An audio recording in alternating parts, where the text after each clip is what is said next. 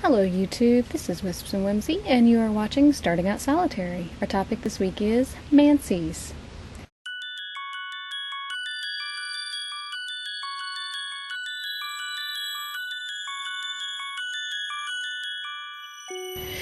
So this week we've been talking about different forms of divination, usually ending with the suffix mancy, which means that it's a form of divination practice. We've talked about lyricomancy and bibliomancy, and Katey Flowers did a fabulous job giving a general overview of different forms of divination and how they have been used over time. So I really recommend that if you want an overview, you go see her video. It was really good. So today I'm going to talk with you about a form of divination practice that I use, and it is ornithomancy, or the practice of using birds' actions and appearances to kind of give you an insight into the future. So ornithomancy has a very, very long history. It goes back at least as far as the ancient Greeks and Romans, who typically would use flight patterns of birds, and they would also look at the actions a lot of times of predatory birds because they tend to have a little more personality, shall we say, or at least we interpret it that way. I think if you're a bird watcher, or if you begin watching birds regularly, you'll find that all birds have quite a bit of a personality, but, you know, what do you do?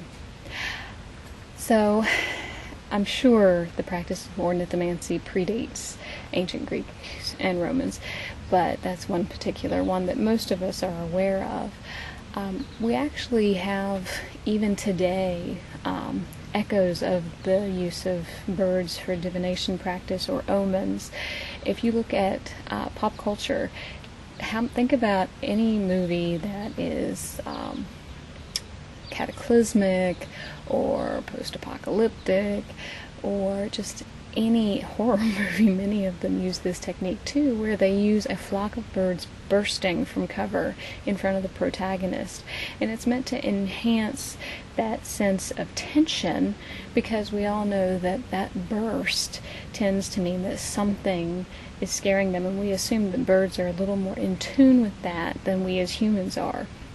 And you may sit there and perhaps yell at the TV, some of us do, and, you know, watch out, you know something is going to happen, it's an omen. So we use it a lot in pop culture, and you can also use it just in daily life, which is what I do.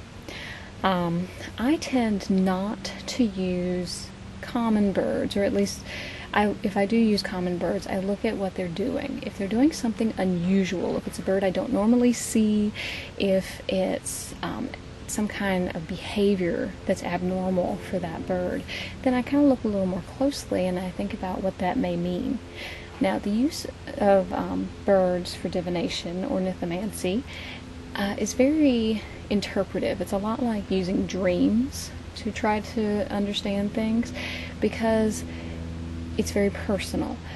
Some people say that cardinals represent a loved one who has passed on, and they may try to read a message into it based on the timing of when the bird shows up in their life.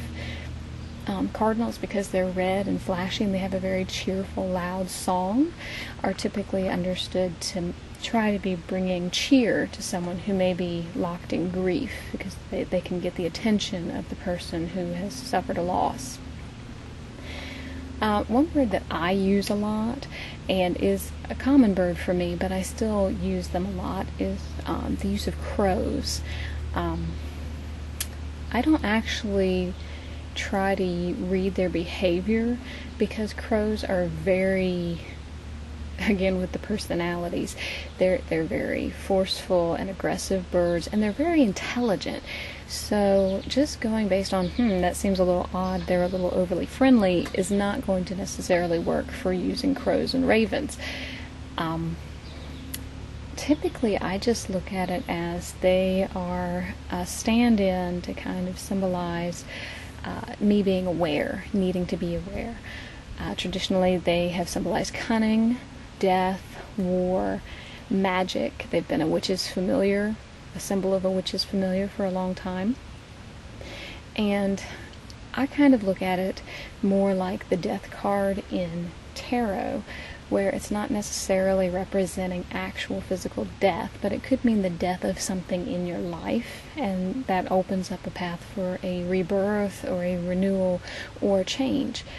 So, you know, it's really very interpretive and not really the kind of divination like using a pendulum where you may ask a simple yes or no question. You really have to try to understand how it fits into your life with the timing and with the behavior and what the bird symbolizes to you. Ornithomancy is not a definite practice where you can, you know, say, I know for sure that this means this necessarily.